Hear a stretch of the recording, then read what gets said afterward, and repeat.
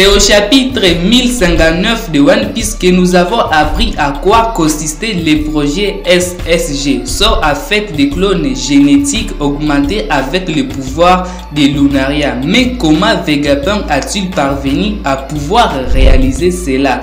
Tel sera l'objet de notre vidéo d'aujourd'hui. Nous avons appris très tôt que Vegapunk avait réussi à créer une technologie de clonage. Cette technologie a également été maîtrisée par Jange pour produire son armée de clones. C'est avec cela que Vegapunk a créé le Pacifista sur modèle Kuma. Les êtres humains peuvent être construits. Mais qu'est-ce qui n'a jamais empêché Vegapunk d'utiliser ces mêmes principes pour créer les clones d'autres personnes? Maintenant, nous pouvons voir que c'est exactement ce que Vegapunk a fait. La base de cette technologie est la découverte des facteurs des lignées, les éléments de la lignée sanguinaire. C'est cette découverte qui est la pierre angulaire de toute la différence des facteurs qui composent les projets Séraphin. Lorsque Vegapunk l'a découvert, il a été arrêté par le gouvernement mondial et les Mads ont été dissous par le gouvernement mondial. Nous avons appris durant l'arc Penkazard que César travaillait sur les expériences de gigantification. À l'origine, ces expériences étaient en fait sanctionnées par le gouvernement mondial. Il a été dit par César durant l'arc Penkazard que Vegapunk travaillait sur les projets. Donc Vegapunk n'avait pas abandonné le projet, il avait continué son projet. César pensait que Vegapunk échouait toujours dans ses expériences et il a commandé en lui disant que les expériences devaient être pratiquées par les enfants afin que ceux-ci puissent survivre. Il semblerait que Vegapunk ait suivi les conseils de César, comme on peut le voir au chapitre 1059 de One Piece.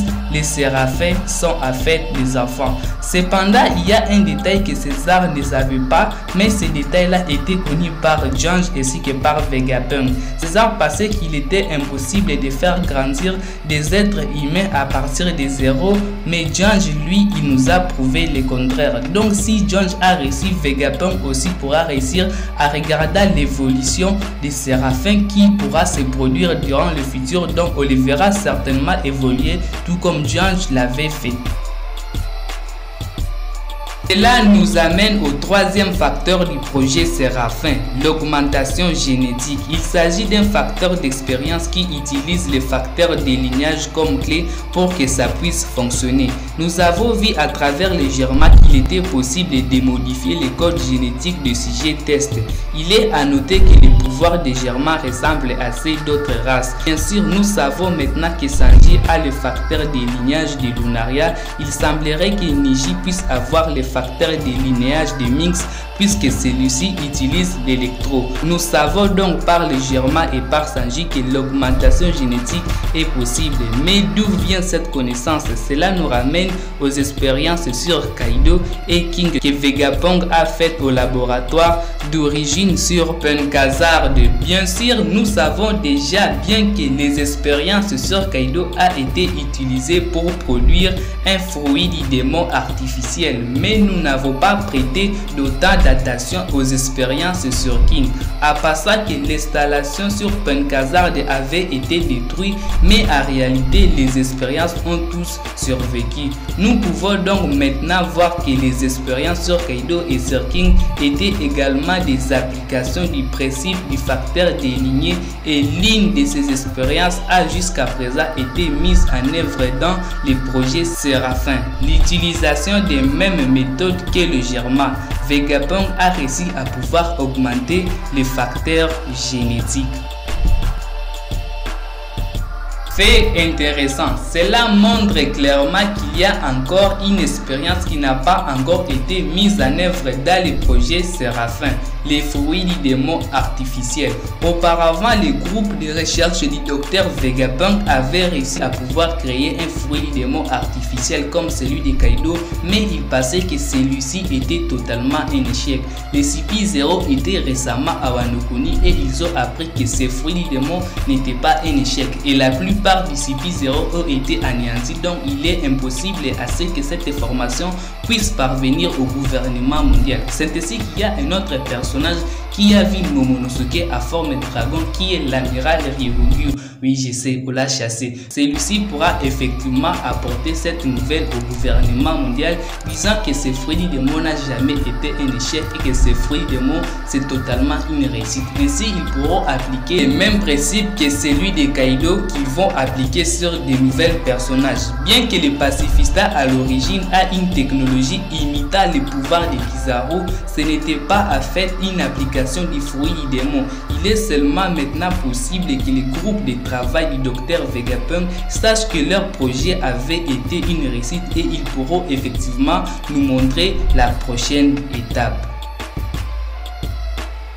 Donc, pour ramener les choses vers la conclusion, nous savons que le projet Séraphin est la combinaison de trois expériences que nous avons déjà vues dans l'histoire: le clonage, la gigantification et l'augmentation génétique. Nous pouvons encore ajouter le quatrième à travers les fruits du démon.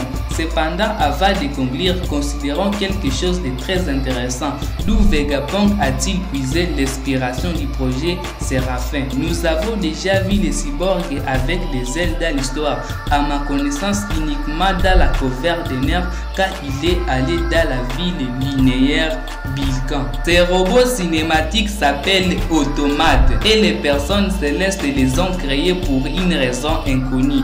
Il y a un détail très intéressant dans les aventures qu'a fait Nerf. Il montre deux personnes célestes en train de travailler sur un robot et ce même robot possède des ailes. Il y a un symbole au-dessus et ce symbole c'est celui d'un fruit du démon. Peut-être que le projet Séraphin remonte aux races célestes de la ville linéaire Bilkan. Cela expliquerait également comment Vegapunk a des connaissances de centaines d'années au-delà de l'humanité. Je crois que cela explique les origines du projet Séraphin et comment Vegapunk a réussi à pouvoir créer ce chef-d'œuvre. C'est la combinaison de toutes les expériences sauf l'une que nous n'avons pas apprise au cours de l'histoire. La clé de toutes ces expériences est le concept de facteurs délignés. Chaque expérience qui compose les projets repose sur ce concept et je suis sûr que dans le futur, nous aurons la réponse à toutes nos questions comment Vegapunk réussit à pouvoir créer ce chef-d'œuvre. Vu que nous sommes en train de vivre l'arc avec le docteur Vegapunk, j'espère qu'il va pouvoir nous dire comment il réussit à pouvoir créer tout cela. Mais j'espère que mes idées que j'ai établies dans cette vidéo vont pouvoir se réaliser. Prenez extrêmement soin de votre futur et de vos proches les bros, car cela c'est le plus important les bros. Bonne soirée à chacun d'entre vous les bros. Peace les bros.